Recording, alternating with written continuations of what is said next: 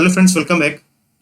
तो 67th BPSC के ancient history के सीरीज में अभी हमने चर्चा की थी हड़प्पा सिविलाइजेशन के बारे में। इससे पहले हड़प्पा सिविलाइजेशन के बारे में हमने देखा था। तो उसमें 3 पार्ट थे, वो अगर आप कंप्लीट कर लेते हैं तो फिर आपको और कोई ऐसा क्वेश्चन नहीं आने वाला है हड़प्पा सिविलाइजेशन से जिसको आपको ना कर पाए। अब हम पढ़ने वाले हैं वैदिक एज के बारे में। इसमें कोई एक्स्ट्रा पार्ट नहीं होगा, बस एक ही वीडियो में सारा वैदिक एज को कंप्लीट किया जाएगा। जो वैदिक एज या फिर वैदिक पीरियड से जो क्वेश्चंस आते हैं, मेनली वो क्वेश्चन आते हैं आपको रिलीजन के बारे में, या फिर पॉलिटिक किस तरीके के थी, ओके, या फिर कल्चर, सोसाइटी, या फिर लिटरेचर से आते हैं। वैदिक एज में लिटरेचर आपको ऋग्वेद, आपको सामवेद, यजुर्वेद, अथर्ववेद मिलेंगे। इसके अलावे ब्राह्मण्स मिलते हैं, अरण्यक मिलते हैं, वेदांत मिलते हैं जिनको उपनिषद कहते हैं। तो ये सारा लिटरेचर होता है और ये बहुत ही इंपॉर्टेंट होता है। और जनरली आपको हर साल यहाँ से क्वेश्चन मिलेंगे, अदरवाइज अंडरलाइन करके क्वेश्चन तो मिलेंगे ही। ओके, तो ये आपका जो टॉपिक होगा वैदिक एज वाला, ये काफी इंपॉर्टेंट होगा। तो चलिए शुरू करते हैं। तो वैदिक एज को हम जनरली 2 पार्ट में डिवाइड करते हैं। एक हमारा होता है अर्ली वैदिक एज और एक हमारा होता है लेटर वैदिक एज। तो अर्ली वैदिक एज जो होता है मेनली ये आपको 1500 बीसी से लेके 1000 बीसी तक ये होता है। और लेटर वैदिक पीरियड की अगर बात करें तो ये 1000 बीसी से लेके करीब 600 बीसी के आसपास में ये आपको होता है। ठीक है, तो हड़प्पा सिविलाइजेशन हमने करीब देखा था। हड़प्पा सिविलाइजेशन में जो लेटर फेज था उसको हमने देखा था कि 1900 से लेकर 1200 तक जाता था वो। तो मेनली ये कोलैप्स करता है, जो आपको वैदिक एज का अर्ली वैदिक पीरियड उसके साथ कोलैप्स करता है, क्योंकि 1900 के बाद हड़प्पा सिविलाइजेशन में जो अर्बन कल्चर था वो खत्म हो जाता है और जो रूरल कल्चर है यानी कि विलेज कल्चर वो वहाँ की सिविलाइजेशन में आने लगता है। देन आर्यंस का यहाँ पे आगमन होता है एंड सो ऑन। ये वैदिक एज के बारे में जाना जाता है। ये जो हम टॉपिक पढ़ने वाले यहाँ पर मेनली जो हम पढ़ेंगे ओरिजिन के बारे में, ओके, यानी कि वैदिक एज का ओरिजिन कैसे होता है, ऑल अबाउट आर्यंस। जो आर्यंस आते हैं तो उनके बारे में थोड़ा सा देखेंगे कि उनकी ओरिजिन कहाँ मानी जाती है। लैंग्वेज के बारे में देखेंगे। लिटरेचर होगा जिसमें हम पूरा यजुर्वेद से लेके सामवेद, अथर्ववेद, ये सारी चीजें और जो अलग अलग चीजें हैं वेदांत तक, उपनिषद तक, वो सारा पढ़ेंगे। कल्चर के बारे में पढ़ेंगे कि यहाँ पर क्या व्यवस्था वगैरह थी। कल्चर में जनरली जो रिलीजियस चीजें होती हैं, ओके, ये हम सारे इसमें पढ़ने वाले हैं।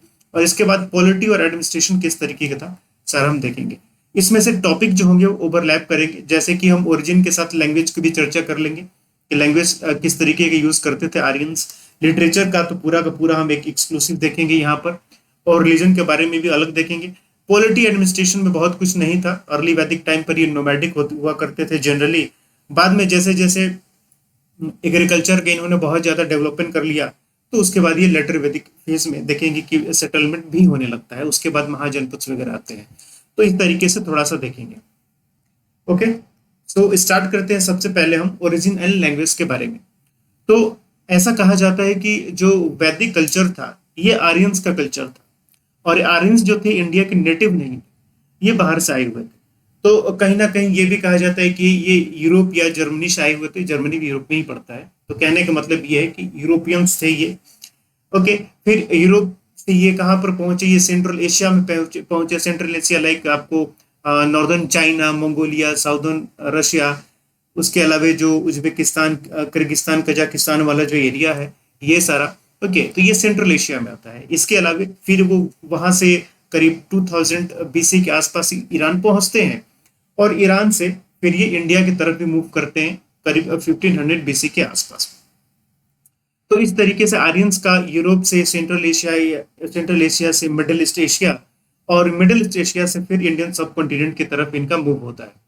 और इंडियन सब कॉन्टिनेंट में भी मेनली जो नॉर्थ वेस्ट वाला पार्ट है, जो आजकल पाकिस्तान और अफगानिस्तान वाला हिस्सा है, ये इधर थे, ओके, ज्यादातर। तो ये तो इनका ओरिजिन के बारे में कहा जाता है, लेकिन ये कोई वेल एस्टेब्लिश्ड फैक्ट नहीं है। अलग अलग लोग अलग अलग तरीके से बताते हैं कि कौन कहाँ से आया। अब बाल गंगाधर तिलक के बारे में पढ़ेंगे तो वो तो कहते हैं कि ये आर्कटिक क्षेत्र से आए हुए थे। तो आर्कटिक आर्कटिक तो एक्सट्रीम नॉर्थ हो गया, ओके, बट किसी का भी वेल इस्टेब्लिश नहीं है, लेकिन फिर भी माना जाता है कि ये सेंट्रल एशिया के आसपास से आए। यूरोप और जर्मनी में आर्यन जो है उनके 12 लैंग्वेजेस आते हैं। हर एक का नाम आपको लिए इंपॉर्टेंट नहीं है ये जानना। इंडिया में जो बोला जाता है वो आपको बस जानना है। ओके, जब पर्शियन ईरान में जाते हैं तो ईरान में जो लैंग्वेज बोली जाती है पर्शियन लैंग्वेज बोली जाती है। और वहीं जब 1500 BC के आसपास ये जब इंडिया में आते हैं तो यहाँ पर संस्कृत लैंग्वेज का यूज होने लगता है और इनको इंडो आर्यंस भी कहा जाता है। तो संस्कृत लैंग्वेज उस समय बोली जाती थी, लेकिन ऐसा नहीं था कि सेंट्रल एशिया वगैरह वहां पर संस्कृत बोली जाती थी, ऐसा नहीं था। लेकिन यहाँ जब आए तो यहाँ पर संस्कृत लैंग्वेज का इन्होंने यूज करना स्टार्ट किया।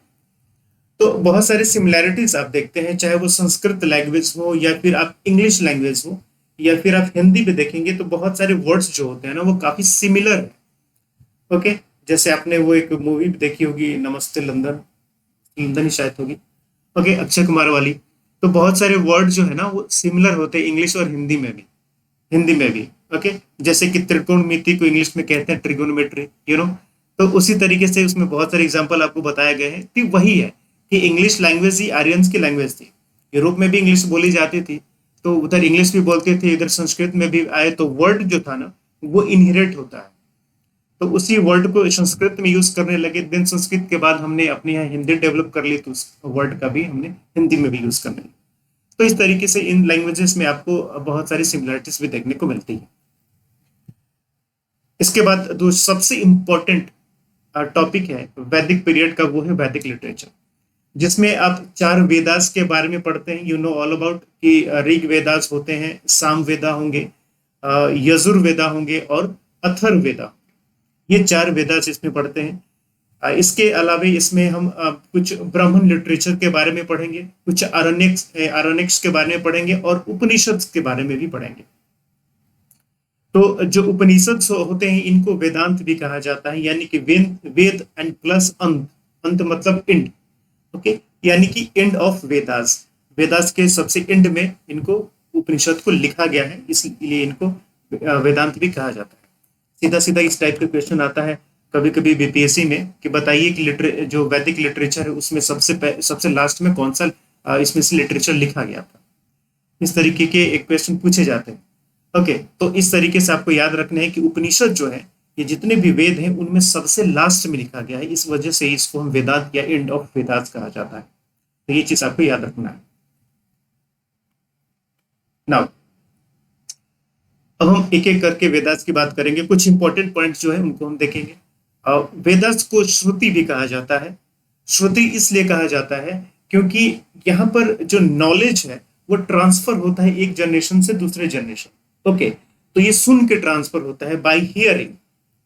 ओके, अब जैसे कि पहले जो व्यवस्था होती थी, आप जैसे सीरियल्स या मूवीज में देखते हैं रामायण महाभारत में, कि गुरु वाला जो गुरुकुल हुआ करता था, वहां पर जो ये नॉलेज था वो हियरिंग के थ्रू या फिर बोल के उसको बताया जाता था, ये पढ़ाया जाता था। तो लोग क्या करते थे, सुन के उस चीज को जनरेशन टू जनरेशन उसको ट्रांसफर करते थे। तो सुन के ट्रांसफर होता है, इस वजह से इसको श्रुति कहा जाता है। Okay, bye hearing. ये सारे वेदास। सबसे पहले हम ऋग वेदास की बात करें तो फैक्ट्स पूछे जाएंगे यहाँ पर आपसे। Collection of hymns. Okay, hymns यानी कि जैसे श्लोक वगैरह होती है ना जो बोला जाता है आपको पूजा के समय, वर्शिप के समय।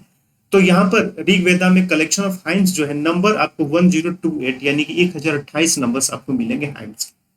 ये हाइम्स जो लिखे गए हैं for praise of gods, God की स्तुति में या गॉड को प्रेज करने के लिए। ओके, उनको खुश करने के लिए सारे श्लोक या फिर जो हाइम्स होते हैं ये बोले जाते हैं। And the recital of hymns for the blessing from the gods. Reason क्या है इन हाइम्स को रिसाइटल करने का या फिर इन हाइम्स को बोलने का?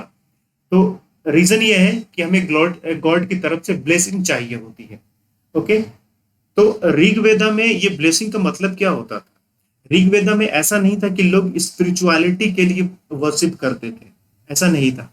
ऋग वेदा में लोग जो वर्शिप करते थे वो मेनली वेल्थ के लिए, ओके, वो मेनली पावर के लिए, ये स्ट्रांग होने के लिए वहां पर पूजा की जाती थी। वहां पर स्पिरिचुअलिटी के लिए पूजा नहीं की जाती थी ऋग वैदिक टाइम पे। तो ये चीज आपको याद रखनी है। तो ब्लेसिंग का मोटो जो था वो वेल्थ होता था, पावर होता था वो स्पिरिचुअलिटी नहीं होता था। इसके अलावा ये जो ऋग वेदा है ये 10 मंडल्स में डिवाइड है, मंडल्स लाइक चैप्टर्स आप कह लें। ओके, तो 10 मंडल्स में ये डिवाइड है। यहाँ से जो क्वेश्चन आते हैं ये सीधा आएगा कि ऋग वेदा में कितने मंडल्स होते हैं, तो आपको याद रखना है 10 मंडल होते हैं यहाँ पे। और यहाँ पे जो 2 से लेके 7 यानी कि 2 से लेके 7 ये जो मंडल है ये सबसे ओल्डेस्ट मंडल, इनको सबसे पहले लिखा गया। और वही हम फर्स्ट मंडल की बात करें तो ये इनके बाद लिखा गया था। ओके, यानी कि इनके बाद उसको जोड़ा गया उसमें फर्स्ट मंडल में। तो 2 से लेके 7 तक के जो मंडल है ये सबसे ओल्डेस्ट मंडल है, यहाँ से भी क्वेश्चन आते हैं। और एक सबसे और इम्पोर्टेंट कि जिसमें एक मंडल 3 है यानी कि चैप्टर 3 जो ऋग्वेदा का है, इसमें आपको गायत्री मंत्र के बारे में जानकारी मिलती है। ओके, तो गायत्री मंत्र आपको मंडल 3 में लिखा गया है, जो कि विश्वामित्र के द्वारा ये लिखा गया था। तो आपको पता होगा विश्वामित्र रामायण के समय में थे, ये जो इपिका पढ़ते हैं रामायण या आपने देखा भी है। ओके, तो ये सीधा आपको यहाँ पे क्वेश्चन आपको ऋग्वेदा से देखने को मिलेगा। तो ये बात आती है लिटरेचर की। गॉड्स वगैरह की हम बात करेंगे कि ऋग्वैदिक टाइम पे कौन से गॉड्स की वर्शिप होती थी, लेकिन वो रिलीजियस वाले चैप्टर में करेंगे। अभी हम लिटरेचर कर रहे हैं तो इसलिए हम वो चीजें नहीं करेंगे।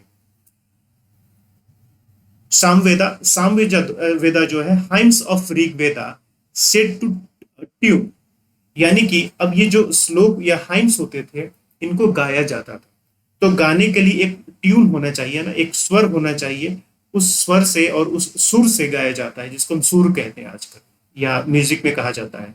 तो उस सुर को यहाँ पर क्या किया जाता था कि इस्टेब्लिश किया जाता था, और ये ट्यून जो है आपको सामवेदा में मिलेगा।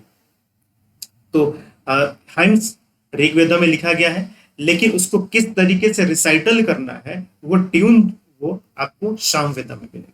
इस वजह से सामवेदा को हम क्या कहते हैं, बुक ऑफ मेलोडी या इंडियन बुक ऑफ मेलोडी के नाम से भी जाना जाता है। यानी कि हमारे यहाँ जो म्यूजिक है ये सामवेदा से इंस्पायर्ड है और सामवेदा से वो लिया गया है। तो जितनी भी म्यूजिक के फॉर्म्स वगैरह होती हैं, जो भी हम 7 फॉर्म सारे गामा ये सारा पढ़ते हैं, ये सारा सामवेदा में इसके बारे में लिखा गया है। तो इसलिए Samaveda is called the Indian music book और बुक ऑफ मेलोडी। तो ये आपको याद रखना।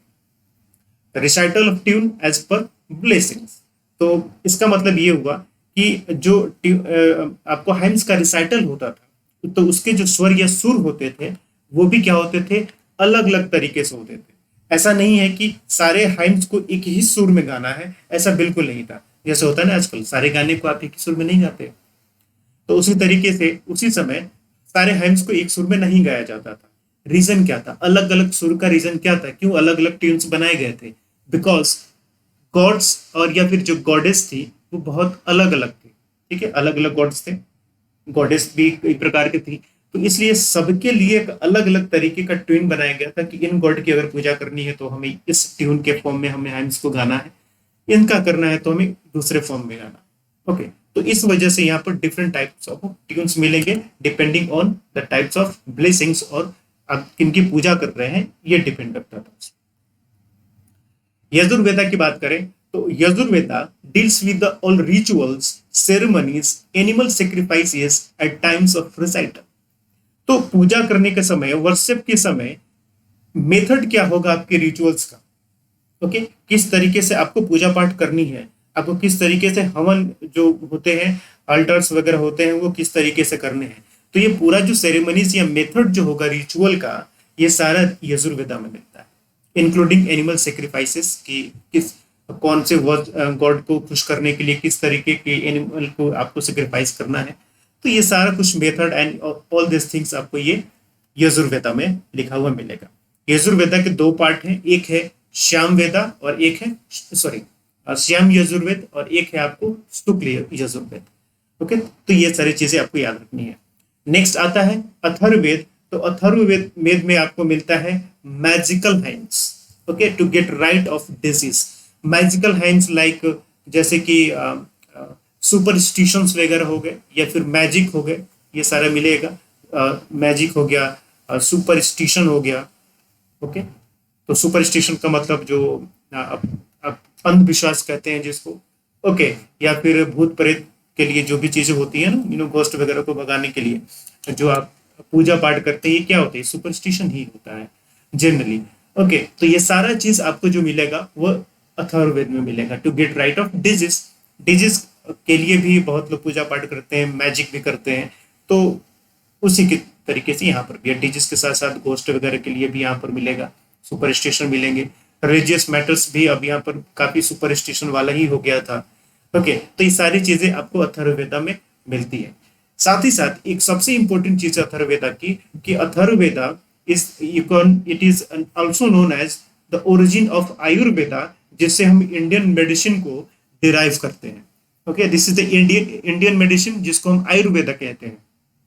ठीक है, आयुर्वेदा की वजह आपको अथर्ववेदा में मिलता है, और अथर्ववेदा में बहुत सारी ऐसे operation and medicine and treatment के बारे में जानकारी दी गई है जो डिजीज के लिए यहाँ पर यूज की जाती है। ओके, तो इस तरीके से हमने जो 4 वेदा के बारे में पढ़ा, तो उनका विशेषता हमें याद होना चाहिए। ऋग वेदा की विशेषता क्या थी? तो ऋग वेदा की बात कर रहे थे, तो यहाँ पर मेनली आपको हाइम्स मिलते हैं अगर समराइज किया जाए तो। उसके बाद अगर हम सामवेदा की बात करते हैं तो यहाँ पर आपको ट्यून्स मिलते हैं जिन हाइम्स को जिस सुर में गाया जाता है। और यजुर्वेदा की बात करते हैं, यहाँ पर मेथड्स होते हैं, methods of ritual, ceremonies and all this things यहाँ पर मिलते हैं। और अथर्ववेदा की बात करें तो यहाँ पर मैजिक आपको मिलेगा, या फिर यहाँ पर आपको आयुर्वेदा के बारे में मिलेगा। ओके, तो इस तरीके से ये चीजें आपको याद रखनी है कि कौन सा वेदा जो है वो किस चीज के लिए फेमस है। इसके बाद जो ब्राह्मण लिटरेचर आते हैं, ब्राह्मण literature is actually the detailed explanation of वैदिक हाइम्स। ओके, जो आपके ऋग वेदा में जो हाइम्स लिखे गए हैं, इन हाइम्स का एक्चुअली मतलब क्या है, मीनिंग क्या है। ओके, क्योंकि ये संस्कृत में लिखे गए हैं, और वो भी संस्कृत, उस समय की जो संस्कृत थी वो आज की संस्कृत वाली नहीं थी, वो अलग टाइप की संस्कृत थी। ओके, तो उसका एग्जैक्टली मतलब क्या होगा, ये सारा एक्सप्लेनेशन आपको ब्राह्मणा लिटरेचर में मिलता है। जैसे आप गीता पढ़ते हैं तो श्लोक के साथ मीनिंग भी लिखा रहता है, तो कुछ उसी तरीके से आपको ब्राह्मण लिटरेचर भी होता है। तो आपको ब्राह्मण लिटरेचर से हमें उस समय के एग्रीकल्चर, ट्रेड एंड लॉज वगैरह के भी हमें जानकारी मिलती है। तो अगेन समराइज, ब्राह्मण लिटरेचर इज एक्सप्लेनेशन ऑफ वैदिक हाइम्स। आरण्यक लिटरेचर, इनको हम फॉरेस्ट बुक कहते हैं। फॉरेस्ट बुक इसलिए कहते हैं कि इनको फॉरेस्ट में लिखा गया। ओके, तो फॉरेस्ट में जो लोग रहने वाले लोग थे, वो जो अलग अलग तरीके की चीजें करते थे, या फिर उनके यहाँ जो भी मेथड या वर्शिप का तरीका था, ये सारी चीजें आपको आरण्यक्स में मिलती है। ओके, तो Vedic mantras are no simple in meaning. क्यों? क्योंकि जनरली जो आम लोग थे, जो जिनको संस्कृत की जानकारी थी, वो तो संस्कृत जानते थे, लेकिन जो लोग फॉरेस्ट में रहते थे, जो आम लोगों के साथ नहीं रहते थे, तो उन लोगों को संस्कृत की जानकारी नहीं थी। ओके, मान लीजिए कि गांव है वैदिक पीरियड का, उसमें कुछ लोग रहते थे, ब्राह्मण वगैरह और क्षत्रिय वगैरह सब रहते थे, इन्होंने संस्कृत में वेदास लिख दिया। अब जो फॉरेस्ट में रहता है उसको तो इसके बारे में संस्कृत जानता ही नहीं है वो, तो फिर उसका कैसे काम चलेगा? उसको कुछ अगर वर्शिप करना हो, हाइम्स बोलना हो, रिसाइटल करना हो, तो कैसे करेगा? तो उन्होंने अपने लिए एक अलग तरीके का लिटरेचर लिखा जिसको हम अरण्य कहते हैं, क्योंकि उनका मानना था कि जो वैदिक मंत्र है वो काफी कठिन है, उनका मीनिंग जो है वो काफी कठिन है, सिंपल नहीं, इसको समझा नहीं जा सकता। तो मुझे नहीं पता, तो इसलिए क्या किया गया कि आरण्य का अलग लिटरेचर लिखा गया जिसको फॉरेस्ट के लोग उसका यूज करते थे। And it will deals with the mysticism of Vedic hymns. Okay, तो ये स्पिरिचुअलिटी की भी बात करता है। ओके, मिस्टिज्म ऑफ वैदिक हाइम्स, इसका मिस्टिज्म का मतलब एक्चुअली क्या होता है? मिस्टिज्म का मतलब होता है कि जैसे कि आप कहते हैं ना कि गॉड एंड सोल का जब यूनिटी होता है, तो उस प्रोसेस को हम कहते हैं मिस्टिज्म, जिसको हम एकांतवाद भी कहते हैं, यानी कि नॉन ड्यूअलिज्म भी कहा जाता है इसको। यानी कि गॉड का, यानी कि आत्मा का परमात्मा के साथ जब मिलन हो, एक प्रोसेस होता है, तो कि जिसको मिस्टिज्म कहते हैं। ये सूफी मूवमेंट में आप पढ़ेंगे अच्छे से, तो ये सारी चीज मिलता है। इसके बाद उपनिषद की अगर बात करें, जिसको हम कहते थे कि उपनिषद जो होते हैं ये एंड ऑफ वेदास है, इसलिए इनको हम वेदांत भी कहते हैं। अभी हमने लास्ट में देखा था ना पिछले स्लाइड में कि इनको वेदांत भी कहा जाता है, एंड ऑफ वेदास। तो ये सबसे लास्ट में लिखे गए हैं। उपनिषद का मतलब होता है सिट नियर, यानी कि पास में बैठो। कहाँ पर पास में? फीट ऑफ गुरु, गुरु के पास, गुरु के चरणों के पास, गुरु के पैरों के पास में बैठो और गुरु जो सिखाएंगे उनको सीखो। Okay, so this was the path of knowledge. तो उपनिषद में एक्चुअली जो उपनिषद को लिखने का पर्पस था वो था यूनिवर्सल सोल, यानी कि साल्वेशन, यानी कि अद्वैतवाद, यानी कि नॉन डुअलिज्म। तो अद्वैतवाद या फिर नॉन ड्यूलिज्म का मतलब होता है कि गॉड एंड सोल ये एक ही चीज है, यानी कि आत्मा और परमात्मा जो है वो एक ही एंटिटी है, वो दो अलग अलग एंटिटी नहीं है। इस वजह से हम इसको कहते हैं नॉन ड्यूलिज्म।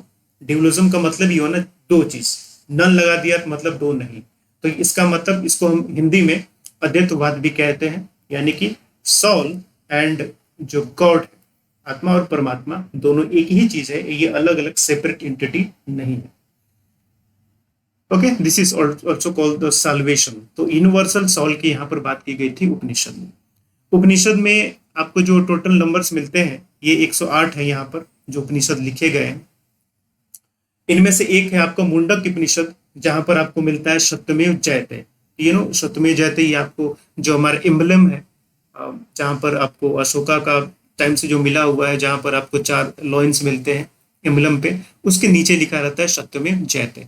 तो ये पूछा जाता है पीसीएस या फिर बहुत सारे एग्जाम ये पूछा भी गया है कि ये सत्यमेव जयते कौन से उपनिषद से लिया गया है। तो दिस इज द मुंडक उपनिषद, और सत्यमेव जयते का मतलब होता है सत्य की ही जीत होती है, ट्रुथ अलोन ट्रियम्फ्स। ओके, तो ये सारी चीजें आपको याद रखनी है उपनिषद के बारे में। तो ये जो उपनिषद है या फिर जिनको हम वेदांग करते हैं, ये 6 तरीके के होते हैं। ओके, इन नंबर 6, ओके, इनको हम लिम्स ऑफ वेदास भी कहते हैं क्योंकि लास्ट में लिखे गए हैं ये। तो ये 6 तरीके का जो वेदांग है ये आपको याद रखना है, और इसमें कौन सी बातें कही गई है ये भी आपको याद रखना है। तो पहले आपको शिक्षा वेदांग, कल्प वेदांग, निरुक्त वेदांग, व्याकरण वेदांग, छंद वेदांग एंड ज्योतिष वेदांग। तो शिक्षा वेदांग यानी शिक्षा, यानी कि एजुकेशन। तो ये फोनेटिक्स में लिखे गए हैं, स्पीकिंग लैंग्वेजेस है ये। स्पीकिंग लैंग्वेज का मतलब कि जो लैंग्वेज उस समय बोली जाती थी उसका जिक्र यहाँ पर किया गया है। कल्प का मतलब ऑल रिचुअल्स एंड सेरेमनीज, जो कि आपको कहाँ पर मिलता था, याद कीजिए, वो मिलता था आपको यजुर्वेद में। तो यजुर्वेद में सारी रिचुअल्स और सेरेमनीज की व्यवस्था थी, तो वो सारी आपको यहाँ पर वेदांग में भी, उपनिषद में भी मिलती है, कल्प उपनिषद में। निरुक्ता उपनिषद है या निरुक्ता वेदांग है, इसमें आपको ओरिजिन ऑफ वर्ड्स मिलता है, जो भी शब्द लैंग्वेज में यूज किए जाते थे उनका ओरिजिन क्या है। व्याकरण, तो व्याकरण ग्रामर होता है, you know about the rules of grammar के बारे में।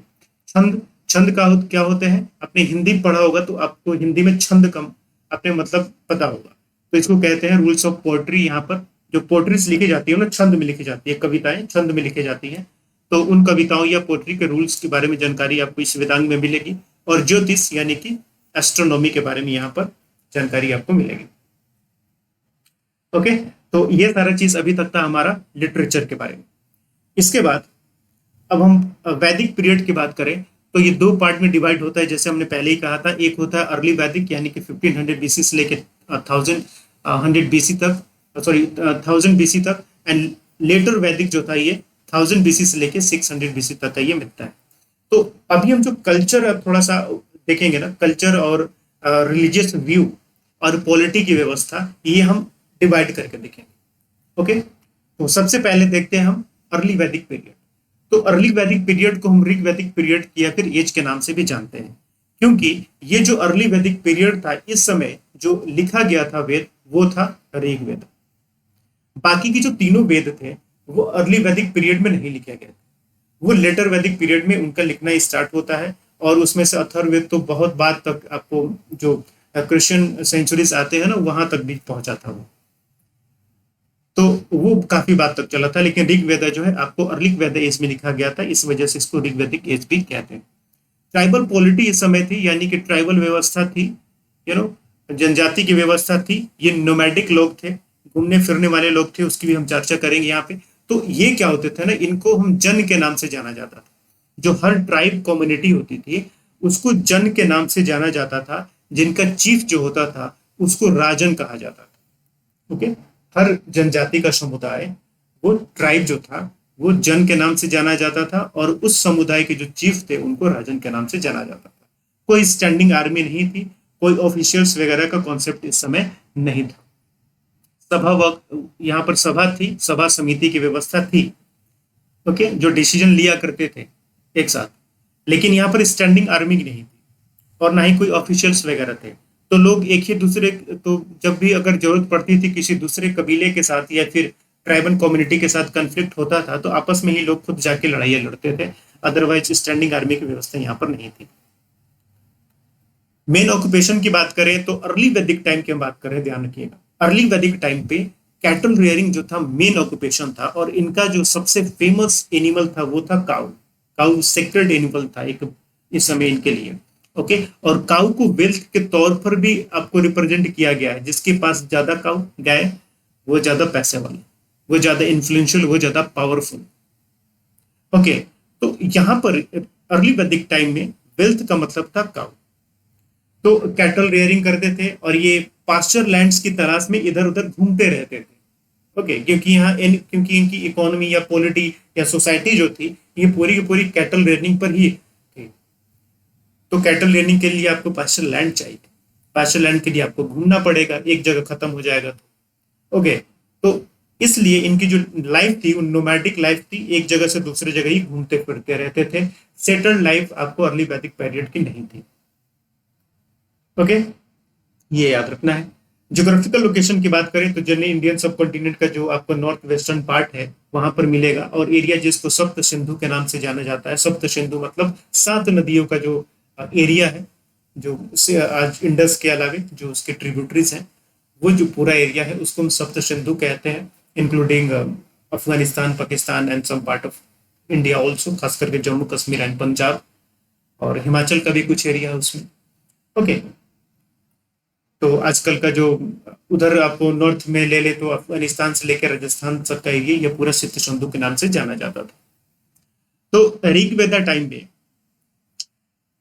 अर्ली वैदिक टाइम में ऋग्वेद में आपको कुछ रिवर्स का मेंशन देखने को मिलेगा। अगेन ये रिवर्स वही है जो आपको इंडस और उसकी ट्रिब्यूटरीज हैं, तो उन्हीं का नाम आपको ऋग्वेदिक लिटरेचर में भी देखने को मिलता है। तो अगेन ये आपको याद रखना है। इंडस, इंडस को उस समय सिंधु के नाम से जाना जाता था, ये नाम अरब्स ने दिया था। ओके, और फिर सिंधु के नाम पर ही वहां पर जो रहने वाले लोग थे उनको हिंदू कहा जाने लगा। तो एक्चुअली हिंदू स्टार्टिंग से कोई एक रिलीजन नहीं था।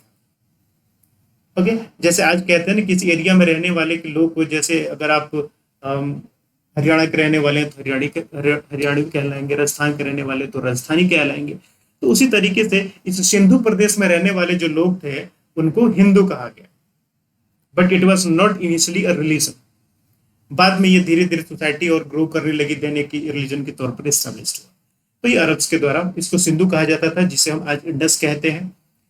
वेतस्ता का नदी है जिसे आज झेलम के नाम से जाना जाता है। विपाशे जिसे आज ब्यास कहते हैं या व्यास कहा जाता है।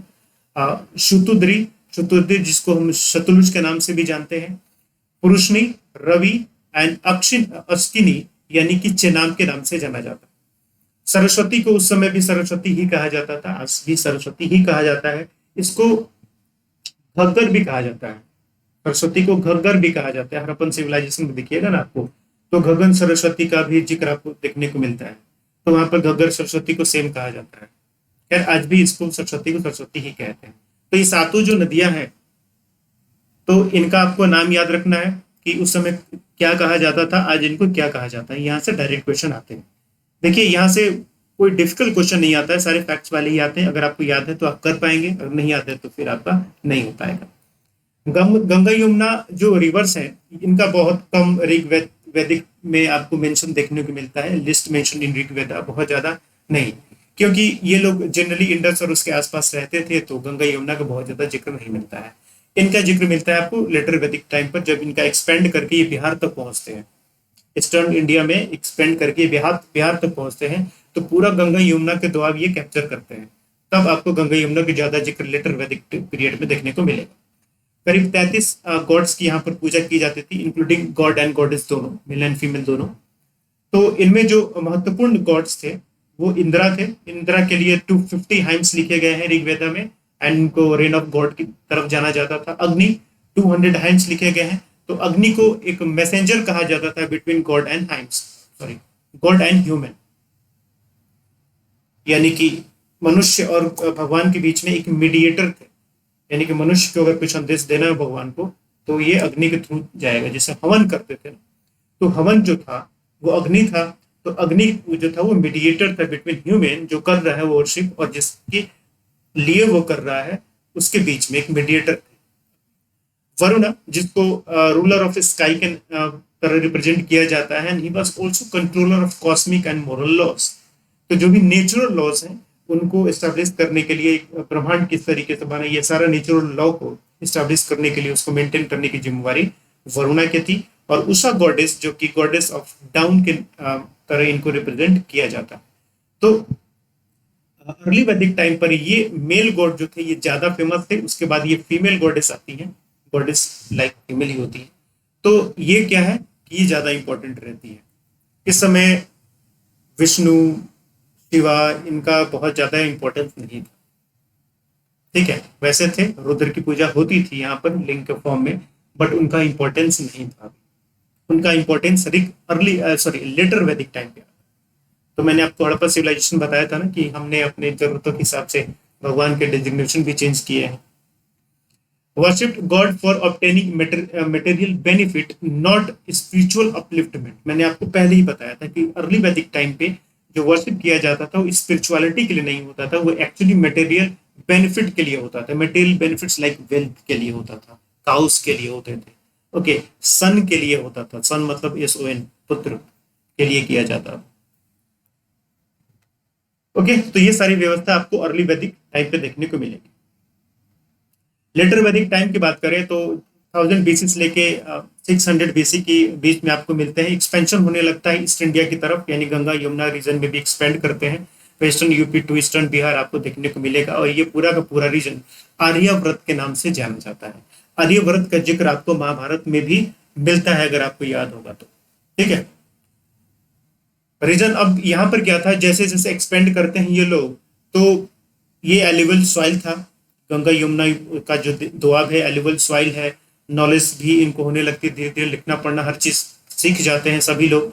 आयरन का इस समय अब डिस्कवरी हो चुकी थी 1000 BC के आसपास में, तो आयरन हो गए थे। तो आयरन से बने जो वेपन से इक्विपमेंट्स थे उनसे जंगलों को साफ करना आसान हो गया था। तो इस वजह से इनका एक्सपेंशन भी आसान हुआ, और साथ ही साथ एग्रीकल्चर भी एक्टिविटी या भी परफॉर्म करने लगे थे।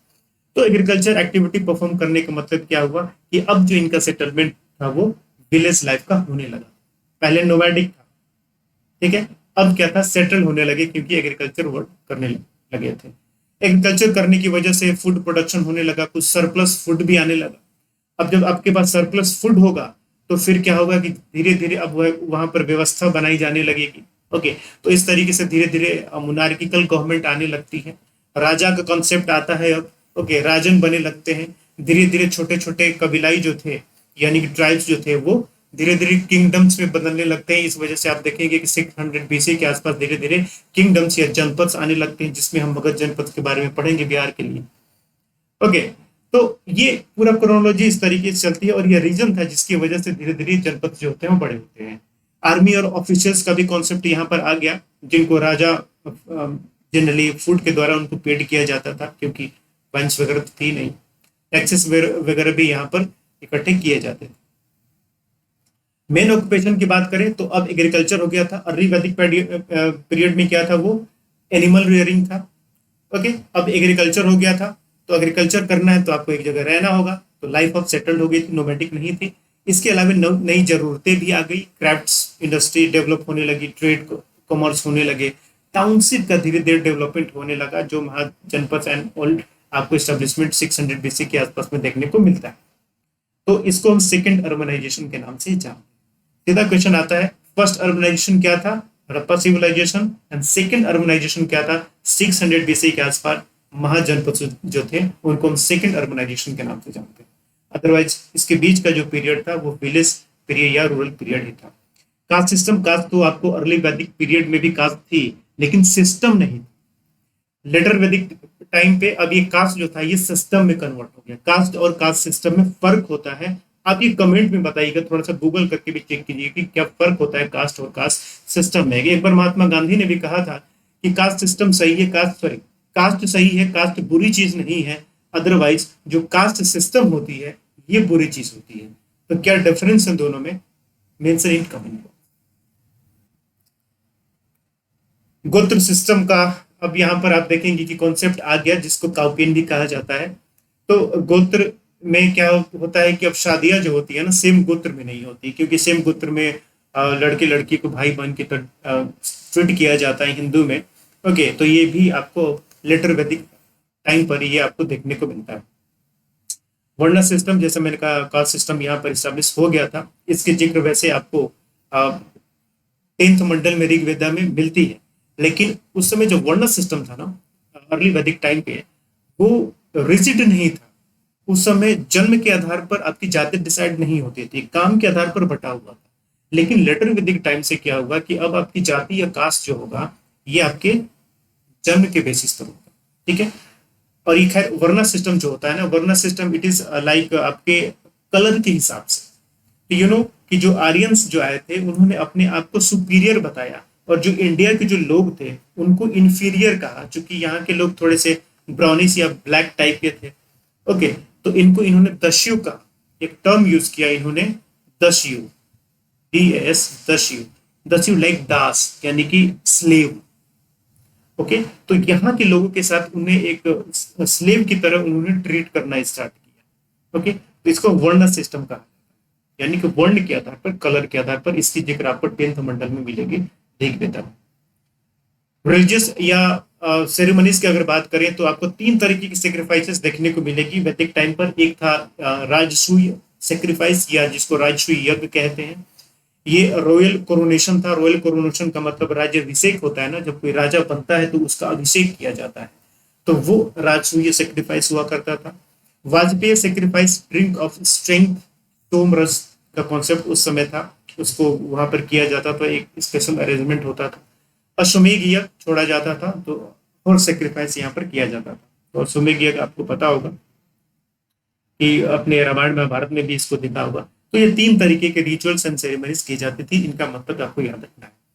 ओके, तो यहाँ से जनरली जो क्वेश्चंस आएंगे वैदिक पीरियड से, जैसे मैंने कहा फैक्ट बेस्ड आएंगे, सीधा आपको आता है तो आप लगाएंगे, नहीं आता है तो आप नहीं लगाएंगे। ओके, अदरवाइज बीपीएससी में तो ई ऑप्शन होता है कि बताओ भाई इनमें से कोई नहीं या फिर एक से ज्यादा, तो आपको कंफ्यूजन हो जाएगा। अच्छे से प्रिपेयर कीजिएगा, ये मुश्किल नहीं है, बहुत आसान है।